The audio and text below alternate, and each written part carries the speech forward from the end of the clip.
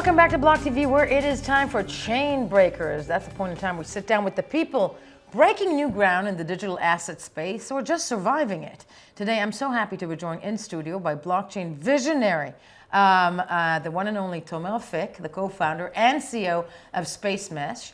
Founded and based in Tel Aviv, SpaceMesh is focused on breaking down barriers to entry and reviving the decentralized ethos of blockchain technology. And of course, SpaceMesh achieves this by employing a mathematically proven consensus protocol that replaces proof of work with proof of space-time. And he's going to explain all of that to me right now. Firstly, how you doing? Doing good. Excited to be here. Looking forward to discussing with you so many things. So many things, as you've barely had the breath to say. Now, the company's recent series of funding, it decided to do it. As you just mentioned, approximately 14 months ago, you guys did another raise of money, which was approximately, $15 million. What do you plan to do with the money? Where has it headed? What's the development? So I think that we need to take a step back, if you will, from the money and talk about the fact that Satoshi Nakamoto had a vision of internet money that people join via mining from home. Right. That's one of the reasons we're sitting here and we have a studio. But where do we go from that vision and move it along? Good. Where do we stand in the sphere at this point in time? Let's start with the fact that I cannot get in as a 17-year-old kid into Bitcoin. And I have had the pleasure to watch Vitalik Buterin talk here and share his experience about when he was 17-year-old. And he didn't have a credit card, but he could, using Bitcoin. So what about the 17-year-old? How does he get coin right now? And I think until we really address this issue, we will not go to the next phase of adoption, because those 17-year-olds, they will drive the next phase of adoption, and it will happen if they can mine. Not if they can buy, because to gamble on coin is something that... Yeah, I don't think I want my 17-year-old when he becomes 17-year-olds just to gamble on currency, be it crypto, be it, whatever it is. Correct. We'd like to, though, I think, one of the points that you're making that are very true, how do we get 17-year-olds to understand that this is a technology that has to be part of their lives, right? Okay. Not only that, I think the whole... Right now, if I'm not an insider in this industry, I'm definitely going to get bitten by a shark, right? That's the feeling one gets if you look from the outside. Right. And you want to make strides in this industry, even say you have turned the page from capitalism 1.0 and you now see there's a better way and you are actually aiming for that better way, but you are not as sophisticated in cryptography as the other people are, and you feel you are in a disadvantage. So setting the ground so it's fair and non-gameable and basically open to everybody and with a very low barrier to entry, and that's critical, the barrier to entry, that would be a good first step. I think the second essential step is about the fairness. So the whole thing, what happened in Bitcoin is that when the ASIC mining and the pools came in, it became no longer economical to mine from home. Right. So we call this price out. Okay, so the pricing out meant that it got further and further centralized because smaller miners could no longer sustain their operations, and essentially that kind of dynamic is harmful for decentralization. Now, I want to talk to you about decentralization. I want to focus you on SpaceMesh. The thinking behind proof of space-time, which is what you are hoping for, right? Mm-hmm. Consensus protocol. How does this differ from other blockchains? So I think I want to focus on SpaceMesh. Yeah, great. Yes. So just to put everything in perspective, there was proof of work, which was envisioned by Satoshi Nakamoto, and then there came a flourish of proof of stake solutions, which have been, at least in my mind, a mistake, and we can discuss that. And now comes the third generation, the third wave, which is I'm doing the mistake of going to no connection with something scarce in real life because that's your learning, okay? Think about the proof of stake chain in a nuclear winter and the chain doesn't know there's a nuclear winter outside. So basically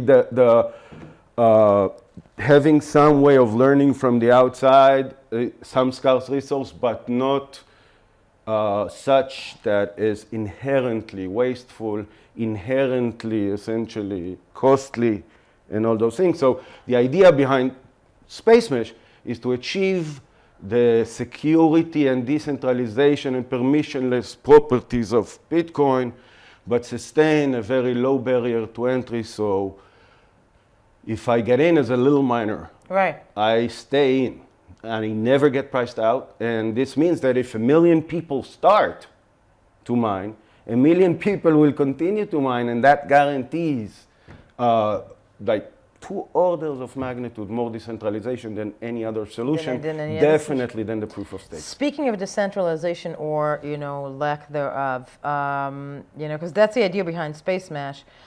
But finally, I want to ask you, because this year what happened is that another ward entered the sphere, and that's Libra. And that's Facebook's attempt to enter the whole crypto sphere, be it a cryptocurrency or not. We can argue that till tomorrow. It's probably not. What do you think it'll do for the whole notion of decentralization and blockchain? I think Libra is a corporate coin. Yeah. And Space Mesh and but it Bitcoin. might have the best. It might have the best base of mass adoption. Space Mesh and Bitcoin are people's coin. There's a major difference between Space Mesh, Bitcoin, and those corporate coins. I think the coins that we will go to sleep with in our wallets, right, the coins that we trust on the long term to store value, the coins that are apolitical and basically just people's coin. right, That will never be achieved with Libra, but I will do things in Libra. I might, go there to make some money, make a living, but then I will go back to my home coin where I will sleep comfortably and know that essentially. So I think there was a time when there was corporations who are for profit but was believed to be benevolent. right. Over time, we're growing into the realization that, ain't necessarily so. Let's put it mildly. And I think it's okay for corporations to be, for profit and chasing profit if they don't pretend to be something else. Oh, okay, God, if you're hell yeah. true to your game and people coin are true to their game, and we can finally block the few from making something there is clearly profit in, but it's clearly harmful for all the rest of us. If we can achieve with the people coin this coordination mechanism to resist those kind of actions. Then we might get transparency and people just say what really they, At just least tell me what the end goal is. The entropy will definitely breathe, and we will do less things. Less things. Tom Mafik, the man, the brain behind Space Mesh. No, I'm not the brain. No? Who's the brain? No. Professor Tal Moran and Dr. Ido Bentov, they are the 2 chief scientists. Tal Moran, whom I know for 2 decades now because we used to work together back when we were kids. And he went to do a career as a researcher. He became, basically he did his postdoc in Harvard with the man and the brains were the others, but where's Space Mesh going? I mean, we just spoke, where's it going? What's the next step for Space Mesh? So Space Mesh is about 6 weeks away from a public testnet. Thank you. In this testnet, we will allow a bunch of people to basically practice and be able to understand how you work with the Space Mesh as a miner. And then once Genesis comes, the action will be in the mining. And people are already now building mining facilities to mine Space Mesh because it's going to be extremely lucrative.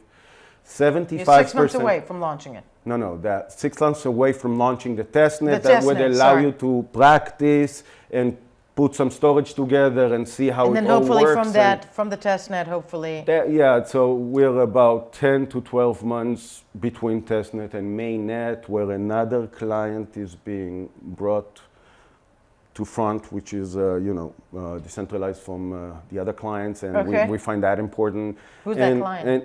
But no, I'm saying clients Another from client will come up. Gotcha. from a Yeah. programming language standpoint.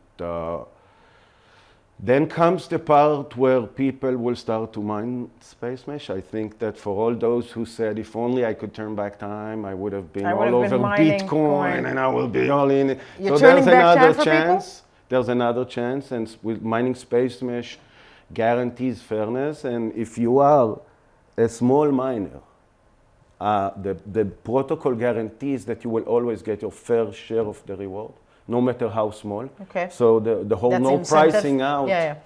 There ain't no telling how low-end device we can mine on. So potentially it will get to a point where even, watches can mine and they're unpriced outable, and their participation in the network is obviously can no longer be, censored in any way because they're mining. So the most important thing to recall from all this is that Space Mesh is giving away 75% of all the coins to the miners throughout a duration of 10 years. And the action will be in a mining. And how many altogether? Employees, 30. Coins. 6 million coins in total after 10 years. And that all there will ever be. As per the original next of 6 million coins. Yep, I think to mine. finite supply is a part of the people's coin. No, entirely. Finite supply, that's, one of the main things behind the ideology. So as we said, 6 months from the testnet on Space Mesh. That's very, very, very exciting. And of course, the vision that is yours with the brains of the very smart people. But you are not only that, you have been an entrepreneur for years playing in the sphere, and clearly this is the next level for Space Mesh. I want to thank you so much for telling us about it and coming to be with us today. We were BLOCKTV. We'll be right back.